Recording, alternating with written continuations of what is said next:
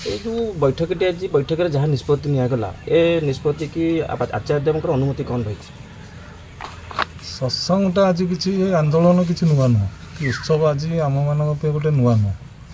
बर्तमान परिस्थिति रे आचार्य निर्देश अच्छी सत्संग को आहरी पावन करने आहरी लोक एकत्रित होगा ठाकुर जो जो बाणी अच्छी जो भावधारा अच्छी समस्त प्रत्येकटा लोक ठाकुर विषय जानतु और ठाकुर मुखी चलतु बोले आचार्य निर्देश भारत वर्ष कौन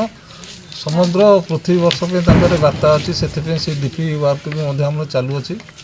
किंतु यही जो स्पेशल जो आंचलिक बर्तमान गोटे गाँव में आम सीमित होकर रोते बर्तमान आचार्यर आम अनुमति आणिकी कि आहरी बहुत बड़ आकार करूँ प्रत्येक लोक इनवल्व करूँ ठाकुर वार्ताटा प्रत्येक घरे घरे पहुँचे पारूँ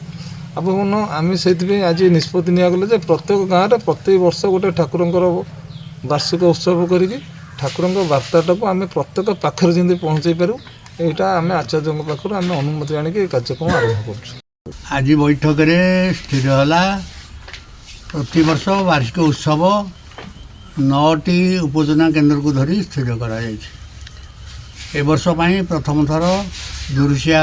उपजना केन्द्र माध्यम वार्षिक उत्सव संगठित हो 50टी सभ्य विभिन्न उपजना केन्द्र 50 जन सभ्य स्थिर कर गोटे आवाहक कमिटी गढ़ा जाए वर्ष प्रथम उत्सवटी 19 तारीख फेब्रुआरी 19 तारीख में दुरुसिया अनुष्ठित हो। वर्तमान जो दक्षिण आठगढ़ अंचल जो सब गुरु भाई मान जो बैठक बसीला बैठक में जहाँ कि फलाफल बासीला जे 9टी अंचल माध्यम सत्संगटी हम और ये सत्संग प्रति वर्ष गोटे जगार आ गोटे जगह एमती 9टी जगार सत्संगटी हम एवं आप शुणुले जी अच्छा पारेश्वर जेना भाई आमर जी ऋतिक अच्छा से भी कहते जे केते खूब कम समय अच्छी प्रथम समयटा को वार्षिक उत्सवटा करने तो निश्चित रूप से गुरु भाई मानकर सहयोग रहा कि गोटे पूर्ण सत्संग वार्षिक उत्सव आपण देखिपारे। आठगढ़ मायाधर रिपोर्ट डुमान टीवी।